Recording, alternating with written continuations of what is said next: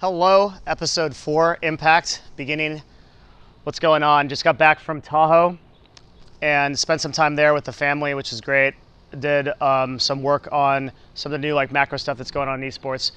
Overall, I think I've been a little bit burned out, actually. Something that I don't get that often, but it's kind of here. I'm just feeling a little bit overwhelmed by everything. The thing is that I think what differs success from not success is the consistency to push through things when you really don't feel it.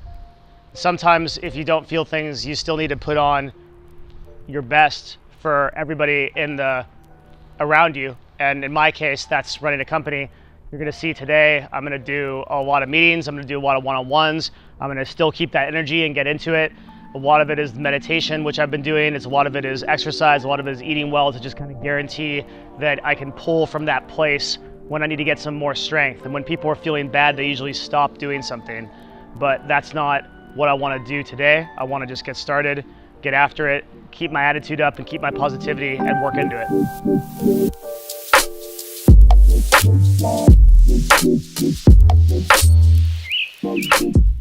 This is it. I think this is what the company needs. I think number one, meetings need to be actual meetings and they need to be outcome driven. Okay. Now this is not anything new that we've been saying, but we actually need to do it. So I think what needs to happen is we force collaboration meetings between you, me, and that person.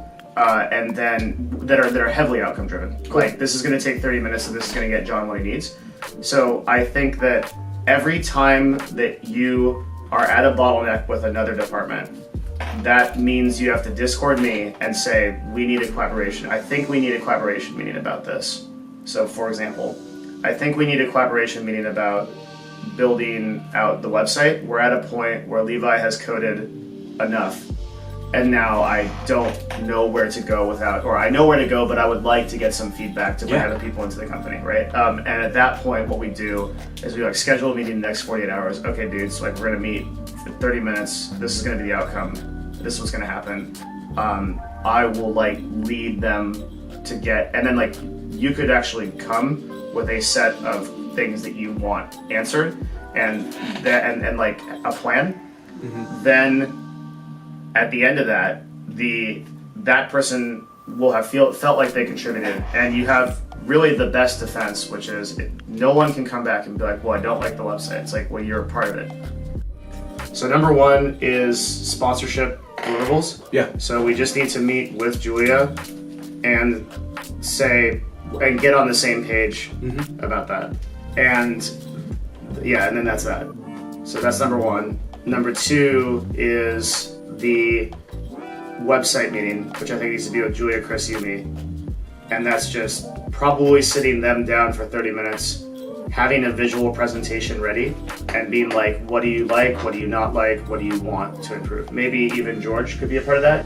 My mentality right now is in general, I'm just in a really calm state. So I'm sort of removing myself from confrontation and where I present myself is tactile, but much more friendly and much more collaborative. And that's just where I'm at. I think that's making a difference. Yeah. Yeah, because you're doing it on a consistent basis.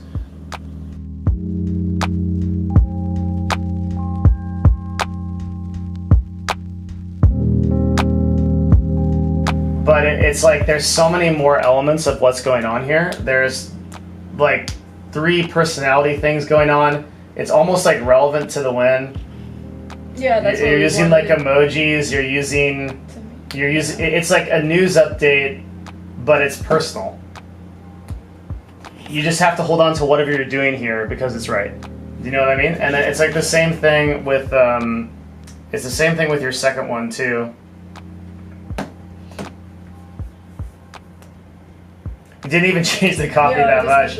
Yeah, it's pretty much the same thing. I don't know what to say, so I'll just say the same thing. And you memed, and there's a reform age thing, which maybe people would take on. I mean, this engagement is just altogether incredible, right? For scorecards. This is how you should be thinking about it, is it's not important to just inform the fans. If you don't have something that's actually engaging and good to say, just don't say it. Yeah. And George said the same thing. Yeah. So I was really happy with that. A person who's doing something and an influencer. Does that make sense? Like, if you are doing something on Earth that has impact, you are an influencer, or you should be, because you're trying to bring attention to that thing. So I think that NBA athletes in the same way are influencers, just like our players are, but they may not have teams that are actualizing that in that way. But the correct answer is to make them influencers and personalities, so that they can, because like their competitive thing is their competitive thing, but being an influencer is what drives everything. Well, there's like a lot of research being done between like YouTube influencers versus traditional celebrities, and how fans feel way more closer to the actual YouTube influencers because they watch their kids grow up. It's a different type of content also, though. Everything in celebrity content makes you feel like it's you versus them, or you and them, right? Not like this, where like, if you're doing like, if you're watching a Casey Neistat video or a Shay Carl video, you're like with their family, you're doing something, you're in it, right? When you're watching a video, or when you're watching news from someone about a celebrity, they're on like a red carpet, there's photos being, it's completely like nobility, like they're over here. Yeah, so that makes perfect sense.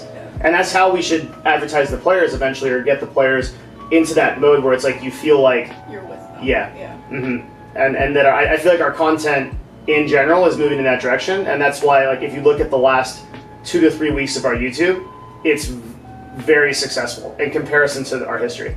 You have a lot of videos that are over 50,000 views, and a lot of other videos that are really good content in their niches and getting very positive feedback. They might have 2 to 5K views, but they're doing very well for the fans that are watching them, and that's because we have that personal connection. Yeah.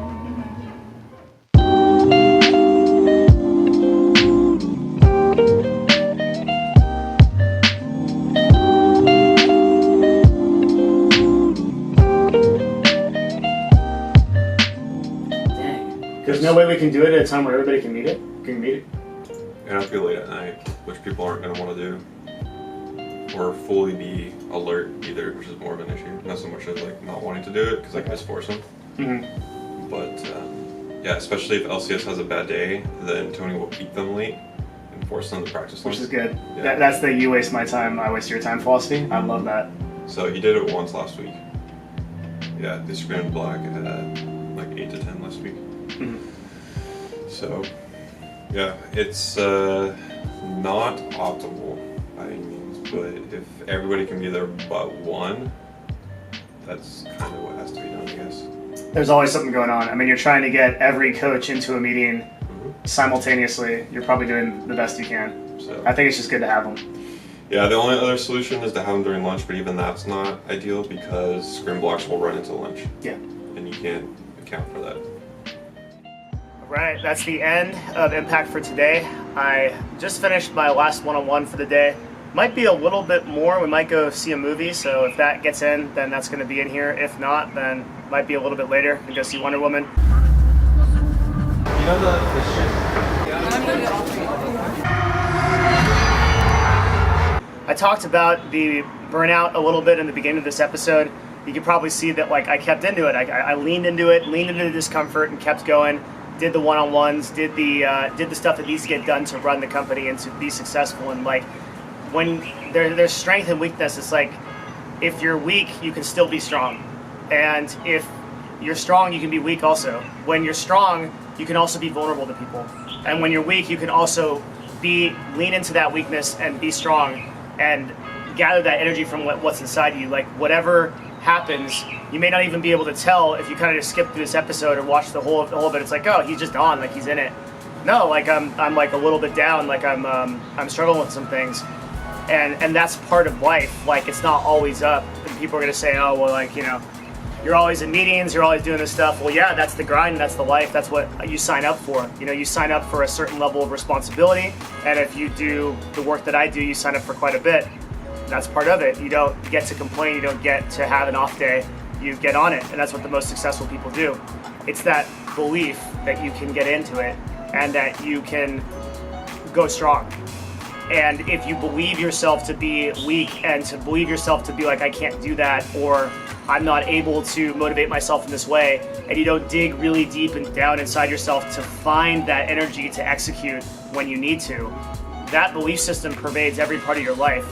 I think one of the things that taught me that and I'm bringing this up because there's some people that have been like, oh, are you advocating not playing video games? And I said, and that was really funny because it's actually the totally opposite. Like, I think I love gaming. I'm a huge passionate gamer. I just came off of a weekend playing quite a bit of EverQuest 1, old classic game.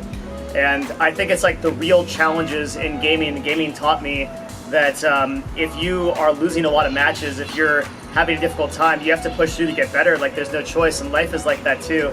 No matter what, like, the struggle is what teaches you to be the best version of yourself.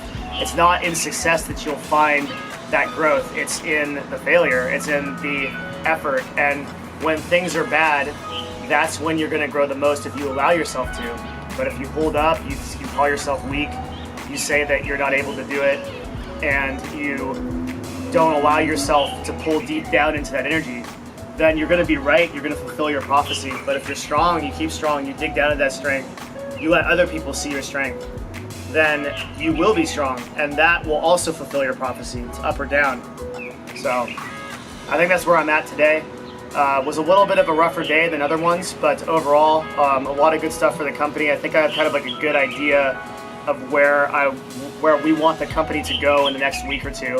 And so, like, the next bit of time is just going to be planning out what the next steps are, what kind of hires we need to make, what kind of steps we need to take to make the company most optimal in the next like couple of weeks, and I'm working with people on most of the one-on-ones to do that. Not all of it can be filmed because it's a lot of like secret stuff, but trying to give you guys the show that I know is going to make a positive impact on you.